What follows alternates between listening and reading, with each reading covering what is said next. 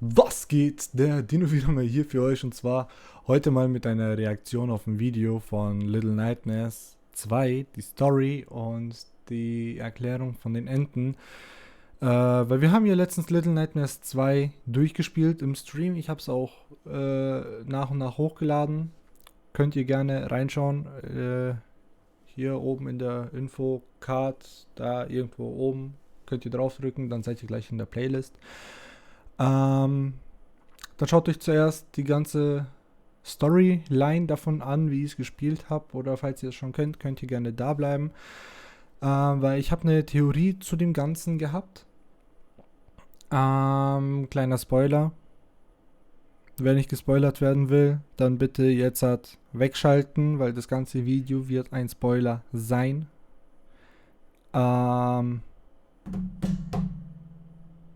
Okay.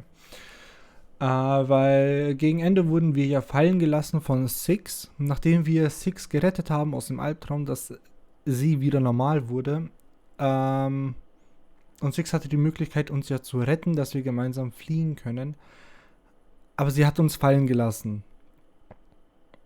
Warum, weiß ich nicht so ganz. Darum habe ich mir eine eigene Theorie dazu aufgebaut, die folgendermaßen lautet, weil wir haben Six ja gefunden mit der eine Spieluhr.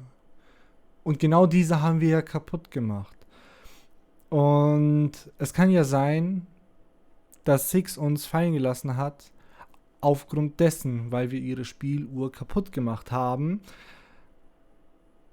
und sie das nicht gemocht hat und sie sich damit quasi rächen tut.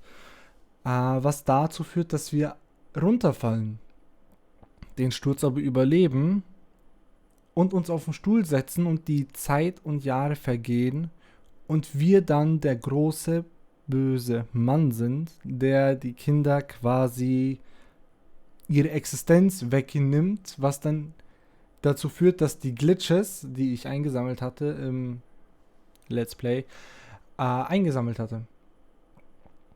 Und wir sind dann nur der Mann geworden, weil wir nicht mehr verarscht werden wollten und einfach Abstand zu allem gehalten haben, wo wir dann Rache nehmen wollen an den Kindern, aus irgendeinem Grund auch immer, aber ja, und Six ist halt aus dem Fernseher entkommen und dass da noch ein dritter Teil rauskommen wird in den nächsten Jahren, keine Ahnung. Und das ist so im Großen und Ganzen meine Theorie. Also gucken wir jetzt mal rein. Das wird ein über 30-minütiges Video sein, das weiß ich jetzt schon. Gucken wir rein, was uns dieser englische Kanal zu sagen hat.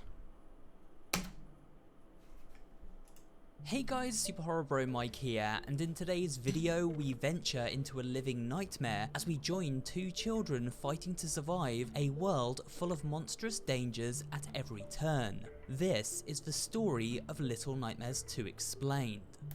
Ja, das ist sowieso merkwürdig gewesen, dass das kleine Kinder sind. Aber warum kleine Kinder? Warte, dann mache ich mal hier noch kurz Untertitel auf Deutsch. Nicht aus. Auf Deutsch. Optionen. Ist hier irgendwo die Sprache? Nein.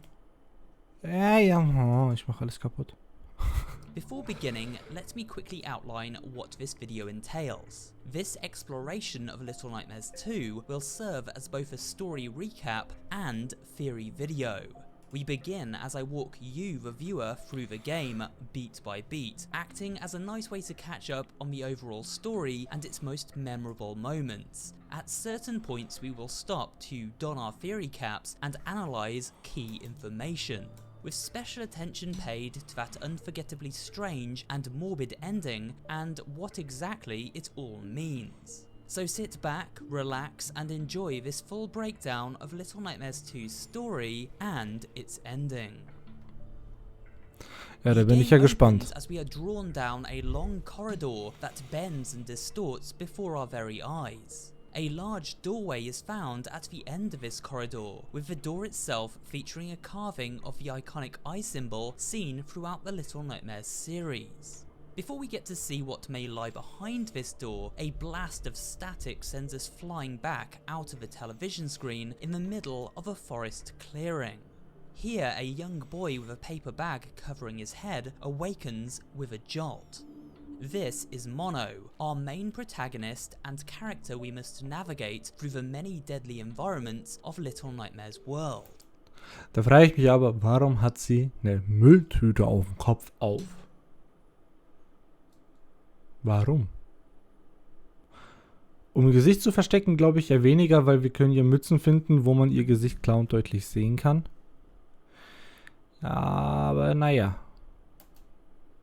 Mono, seemingly without clear purpose, sets off into the gloomy woodland ahead. The deeper into these woods he ventures, the more hostile his surroundings become, forced to evade many dangers, including falling trees and bear traps hidden beneath the leafy floor by the local hunter. It isn't long before Mono reaches the cabin of this hunter, and upon finding his way inside, he makes a surprising discovery. Mono follows the sound of music downstairs, and locked inside a basement is a young girl who we know as Six, although her iconic yellow raincoat is nowhere to be seen. She plays a music box which emits a familiar tune.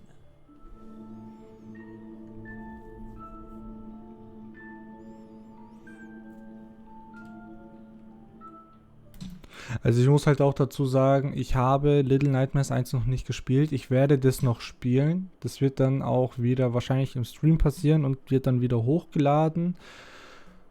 Oder das wird gleich folgenweise hochgenommen. Aber das wird auf jeden Fall kommen. Ich habe es schon in meiner Steam-Bibliothek drin. Using a nearby axe, Mono manages to break down the door to Six's prison and spring her free. Unfortunately, she doesn't trust his kindness and takes flight. Mono manages to catch up to Six, who is attempting to reach the attic in order to secure her escape. The two soon realise that two heads, no matter how small, are certainly better than one, and so form an uneasy alliance in order to survive. Now things begin to go a little more smoothly as the duo solve puzzles and work together to escape the hunter's clutches. It should also be noted at this point that I will not be going into too much of a detailed analysis and explanation of any of the game's monsters in this video. That will come in a separate video very shortly, or if you would like to see each of these terrors in their full uncut form, you can check out my full 5-part playthrough and see how I reacted to each of their various peculiarities. The hunter hot on their trail, Mono and Six outrun the glare of his flashlight and blasts of his shotgun, wading through slimy swamps and desperately rushing from cover to cover until they happen upon a garden shed. Six locks the door while Mono grabs a spare gun from the wall. It takes all of the strength the two can muster, but justice is served and the hunter given a taste of his own medicine. Aber das war eine geile Szene. Das war eine gute Szene. Clambering onto an old door, Mono and Six take an awkward ride across a misty lake. Da kommen wir in die Stadt. Six seems deeply troubled, and this unrest seems to be about more than the recent act of murder she just partook in. After all, she is no stranger to that.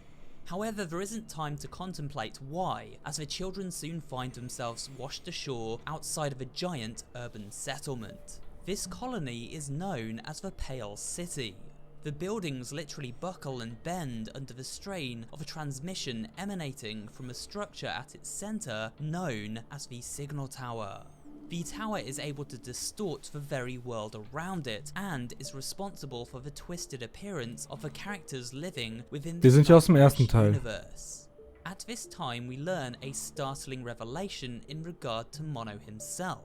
He approaches a television which seems to be broadcasting a harmful signal. Upon touching the screen, Mono is able to warp and bend the image within. An image we are familiar with as it forms the hallway scene during the opening sequence of the game. Mono straightens out this bendy tunnel and is then warped inside the screen itself. As he heads for the door at the far end, time itself begins to slow, and Mono is ejected back into reality. For now, the hazardous transmission has been calmed, but what could lie behind the door in that in-between dimension? And why exactly is it calling out to Mono? Mono and Six make their way inside the Pale City and... Ja, da stelle ich die Frage, warum man den Mono ruft, also den neuen Protagonisten, den wir gespielt haben. Da ist ja dann wiederum meine Vermutung da, weil wir diese Person sind und wir unsere Vergangenheit rufen, dass wir etwas besser machen sollen. Irgendwie so. It isn't long before an ominous building blocks their path forward, a creepy old schoolhouse. Making their way inside this building leads to all manner of hardship. The school is inhabited by mischievous students known as the bullies, and a terrifying teacher watches over them. This teacher has been so warped by the signal tower that her neck is now able to stretch out like a snake to horrifying lengths. Ey, das war so ein It is Scheiß. also worth noting what exactly it is these students are being taught by their teacher. Looking to the chalkboard here, and the scrawlings of this kid in detention here, we see an eerily common theme.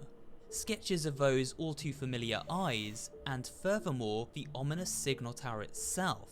It seems the broadcast infects every facet of this world, corrupting the very minds of its inhabitants and brainwashing them into blindly worshipping its rogue transmission.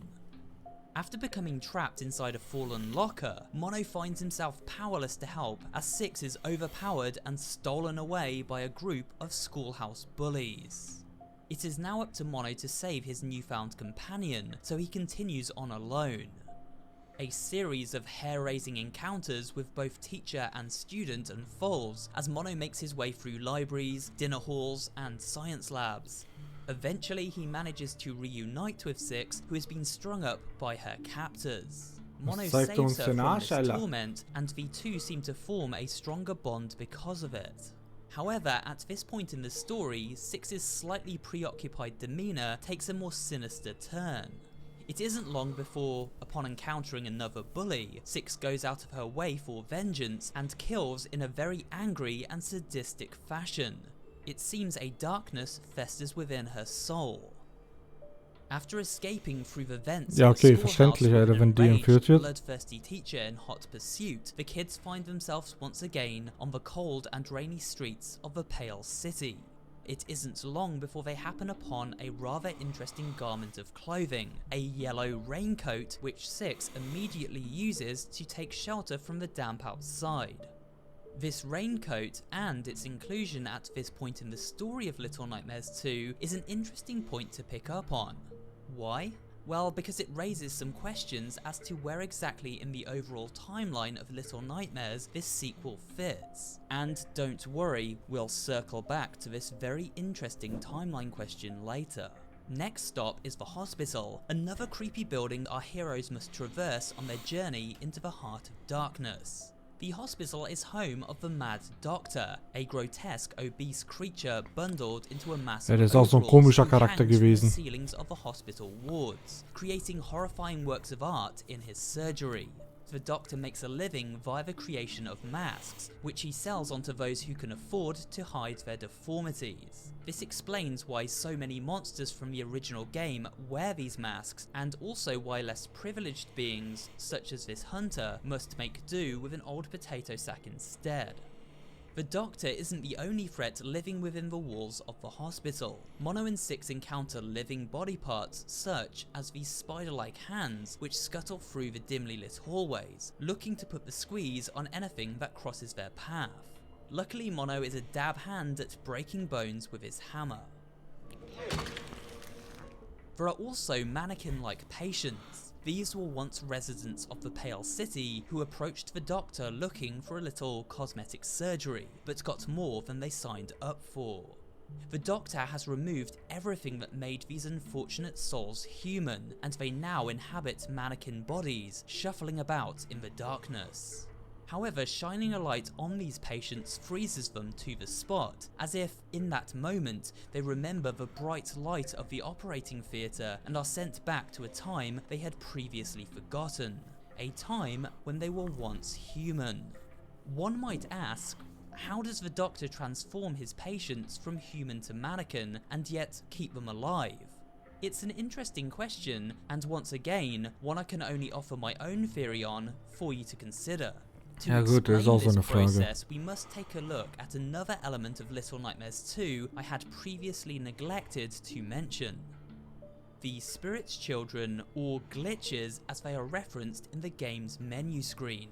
These glitches are echoes of the past, souls left behind after the host's body has been taken, but remain within the realm of the living as a result of the signal tower and its refusal to let anything escape its broadcast range. These souls are frozen in time by the transmission, so to speak. What's even more interesting about these ghosts is that Mono is able to consume them, sucking them up into his body almost as a form of energy. Ach so, wir saugen die auf. The doctor uses this electric chair to fry his victims, making them stare hypnotically into a drawing linked to the broadcast. This keeps the soul trapped in our reality, and the body can then be disposed of or repurposed for other means. The glitched out soul transferred into a new host body. In this case, the mannequin-esque works of art the doctor enjoys crafting. Before leaving the hospital, Mono and Six are chased down by the doctor himself, who luckily does not manage to sign them up for his patient waiting list. Instead, after a mad dash to the incinerator room, the duo are able to trick the doctor into crawling inside the furnace, burning him alive in a true Hansel and Gretel style moment.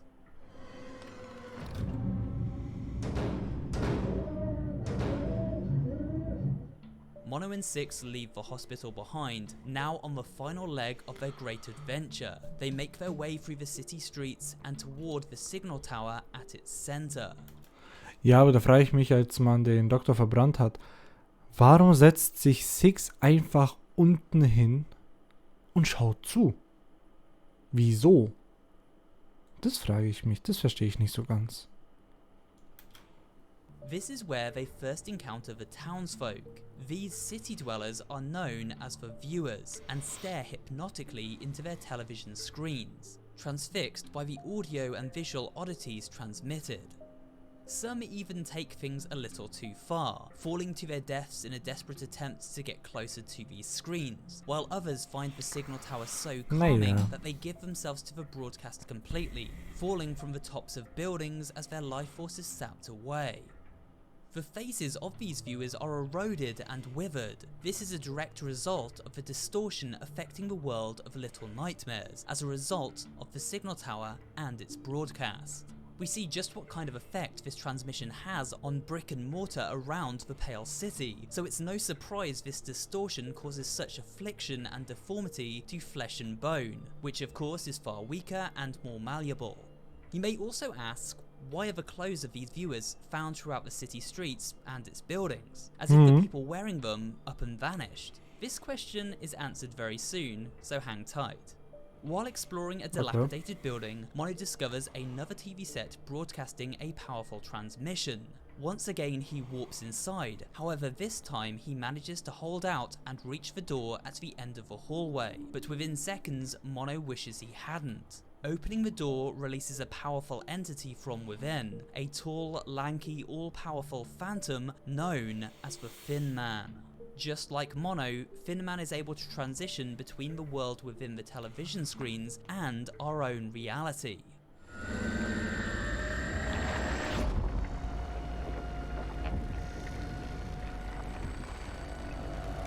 Six and Mono desperately try to escape his grasp, but unfortunately, Six doesn't pick the best hiding place and is taken.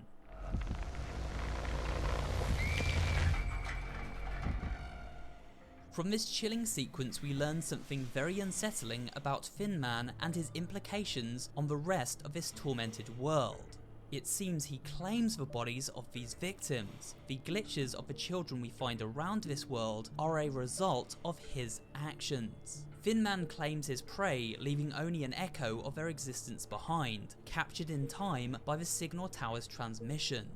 This also explains why the clothes of these viewers have been left behind. As a tweet on the official Nightmares account states, "Where they're going, they won't need these anymore." The viewers have been claimed by the signal tower, but before the tower takes their bodies, it first consumes their life force, quite possibly to power itself. As the viewers are transfixed to the broadcast, their bodies erode and energy is drained until they wither and die, at which point Thin Man claims them for the tower. Mono makes his way through the streets alone, avoiding droves of mindless yet savage viewers who seem pretty ticked off every time our hapless adventurer interrupts their static shows. Eventually Mono encounters the horrifying ghost of Thin Man once more, who is able to slow down time whenever he is near, bending reality as if it were a signal of a television screen itself. Ja, vor allem, wie ich ja schon sagte, ich vermute ja, dass wir er sind, also das sieht man ja auch, dass wir uns in ihn verwandeln, aufgrund dessen, weil wir betrogen worden sind und wir versuchen halt als kleines Kind uns selber zu besiegen, was wir ja machen, weil wir noch eine frische Kraft haben und wollen einfach versuchen, gemeinsam zu entkommen, aber das würde dann halt immer wieder passieren, weil wir halt danach runterfallen gelassen werden und sich die Zeit dann wiederholt, sag ich mal so. The ghost echo of 6 leads Mono to the rainy streets outside of the signal tower itself, where as Thin Man finally catches up, it seems all is lost. However, things are about to take a shocking turn. Mono removes the paper bag from his head and a swell of energy begins to form around him.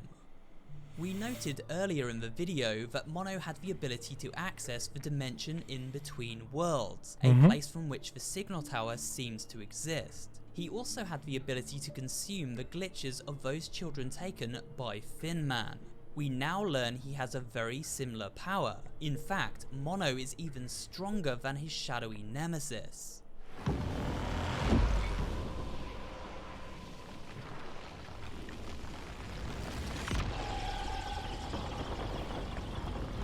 Das fand ich so geil, die Szene. Takes on Thin Man in an epic battle on the rain-soaked streets and eventually vanquishes him. As Thin Man fades into eternal rest, Mono bends the city to his will and warps directly outside the signal tower. Strangely, the doors open wide as if to welcome him inside. The inside of a signal tower seems to be a dimension unto itself. Gravity exists for Mono as he explores, yet objects float around as if gravity isn't present at all. A pinky purple haze coats everything, and stairs lead Mono through doorway after doorway, seemingly without end. He is guided by one familiar sound, a piece of music any Little Nightmares fan will instantly recognise. The music Mono first heard when he met Six playing with her music box in the Hunter's cabin. Aber das war auch so eine geile Szene, weil man einfach hören musste, wo man hin muss. Das fand ich auch so genial. Eventually, this music leads Mono to a strange room full of children's toys, and in this room, he makes a terrible discovery. Six has become warped and distorted herself, bent to the will of the signal tower, and twisted into a giant nightmarish abomination. She closely guards a music box, which she seems very protective over as if it soothes her torment. Mono realizes this music box holds some kind of power over his friend, and so takes a hammer and smashes it with all of his might. Ja, und danach fängt man an, uns zu verfolgen. Weil wir versuchen, es kaputt machen zu wollen. War das Deutsch? Ja, es könnte Deutsch sein. This sends Six into a fit of furious rage and causes the tower to begin revealing its true form. As Six chases Mono through the ever-changing halls of this structure, its walls transform from plaster to flesh. Everything in this place is fake, an illusion to mask the evil festering within. An elaborate boss battle ensues as Mono must stealthily avoid Six and trick her into moving away from her music box so that our hero may sneak in for the attack. With every smash of the box, Six grows weaker but more agitated. Whenever Mono strikes the music box, he is thrown into darkness and must locate a wooden doorway and axe to break through in order to return to his tormented friend. It seems the signal tower is able to pull from one's own memories. In Mono's case, it uses a memory he associates with Six, when he first freed her from imprisonment in the hunter's cabin, and applies it to his quest to free her here. Stimmt. For Six, the music box is used, the one thing that kept her calm and collected while she was held prisoner herself. However, the tower seems to use this memory against Six, making sure she guards the object that binds her to this twisted form. We know this because when Mono finally delivers the finishing blow and destroys the music box, the signal tower loses its control over Six and returns her to human form.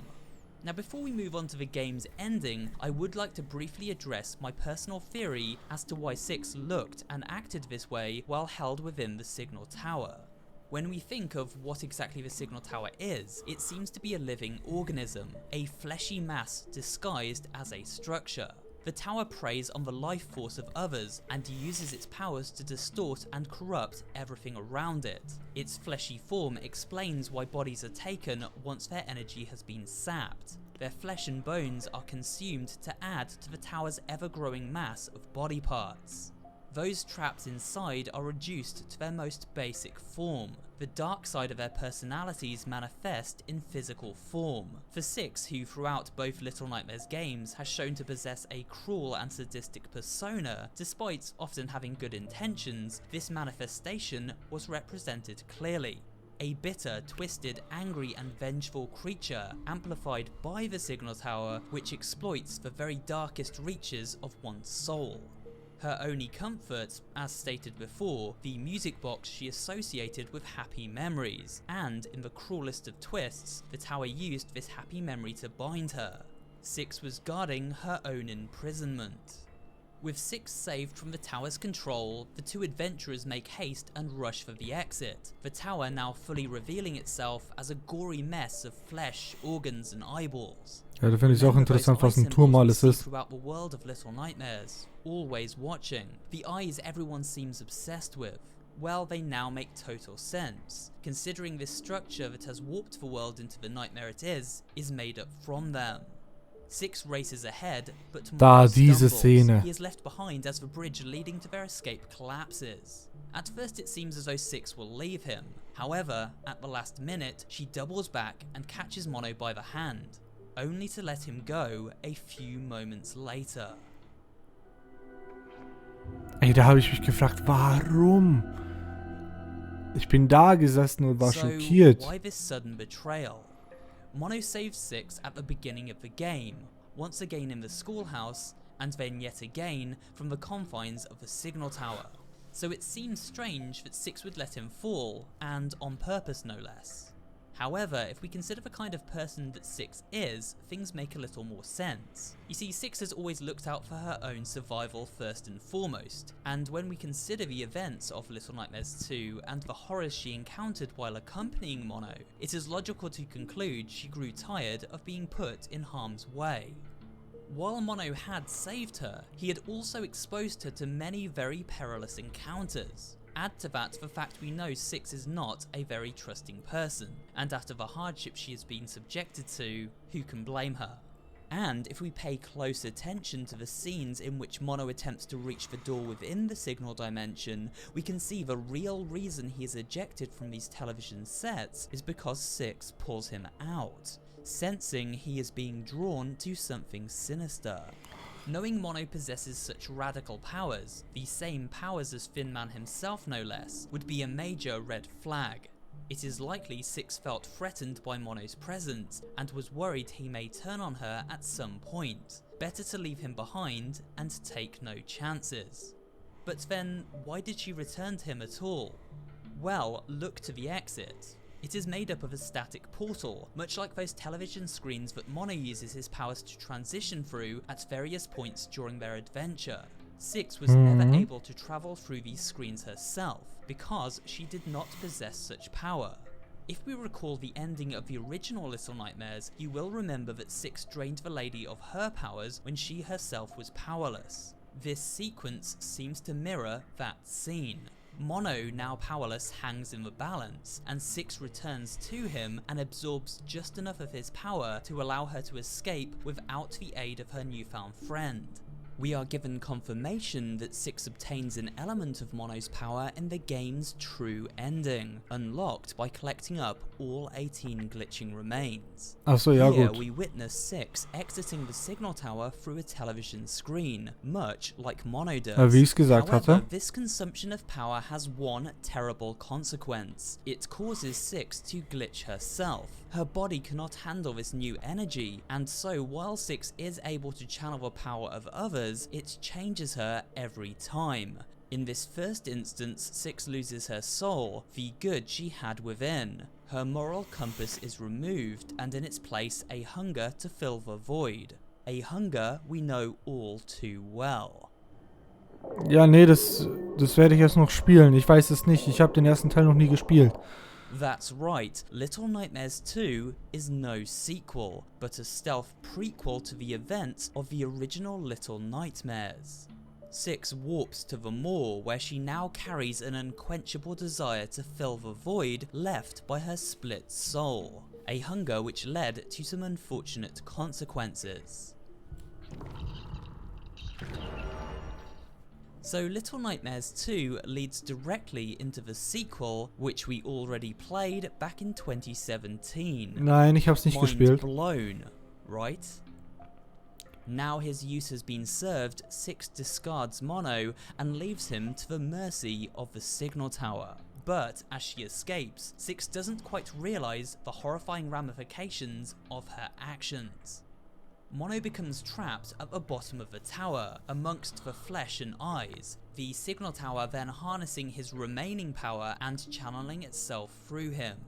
Mono takes a seat and returns the tower to its fake form, hiding its grotesque appearance behind brick and mortar once again.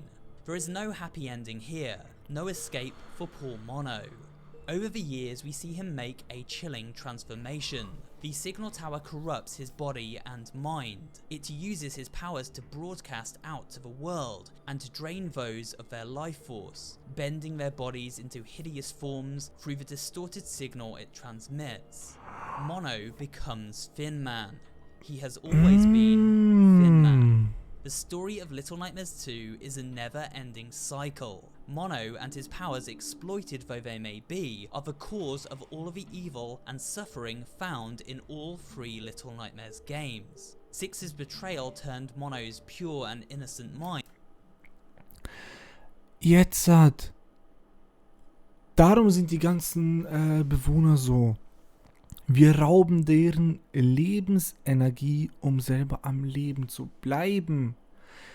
Ach so. Ja, okay, das ergibt Sinn. Into one seething with anger and hatred, a hatred the tower now uses to its advantage. You may ask how Thin Man, who we will now refer to as Thin Mono, exists in the same time period as Young Mono. After all, the two even threw down against one another. This is fairly easy to explain if we consider how a transmission works. The signal tower puts out a broadcast, but a broadcast has no particular tie to any time zone or period. It is simply a frequency, and as long as there is something to transmit that frequency, then anything living within it is free to travel across time, existing in a separate dimension altogether. So, as Thin Man, Mono is able to travel between past, present, and future at will. He simply required someone to free him from this prison, and thus travels back to his childhood to try and trick his younger self into opening the door that imprisons him, freeing him from the signal tower's control and releasing him into the outside world. Here, Thin Mono attempts to destroy Six and Young Mono, as their demise would mean an end to this cycle. It would stop Six from betraying his younger self and prevent his eternal imprisonment inside the tower. It would also save the world from eternal damnation. Unfortunately, Mono is always bested by his younger, stronger self, and so the cycle repeats forever, and Mono remains forever trapped. And with that, we have come to the end of this very long and very in-depth video. This is actually far longer than I had planned it to be, but hopefully you enjoyed it and now understand the world of Little Nightmares 2 a little better. Okay.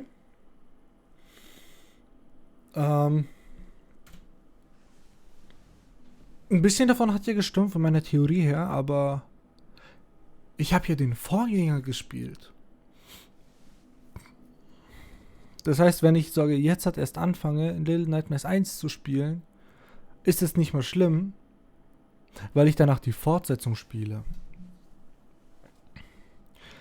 Aber es ist schon interessant, dass wir dann quasi einfach in einem Teufelskreis festhängen, nur weil Six uns unsere Kraft wegnimmt, um zu entkommen, wegen seiner Spieluhr.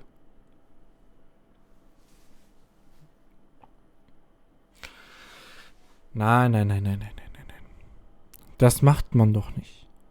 Weißt du, da befreie ich ihn aus der Jägerhütte. Ich helfe ihm durch alles durch. Ich befreie ihn von den Mobbern, die ihn gefangen gehalten haben in der Schule. Und dann auch nochmal aus dem Gefängnis, wo er nicht schön anzuschauen war. Beziehungsweise sie. Und dann sowas. Naja. Jetzt wissen wir wenigstens die Geschichte dahinter. Ich würde mich freuen, wenn ihr dem Ganzen eine Bewertung da lässt. Schaut auf jeden Fall in die Videobeschreibung vorbei, da wird das originale Video verlinkt sein. Und ja. Ich würde sagen, wir sehen uns dann beim nächsten Video. Haut rein und ciao, euer Dino.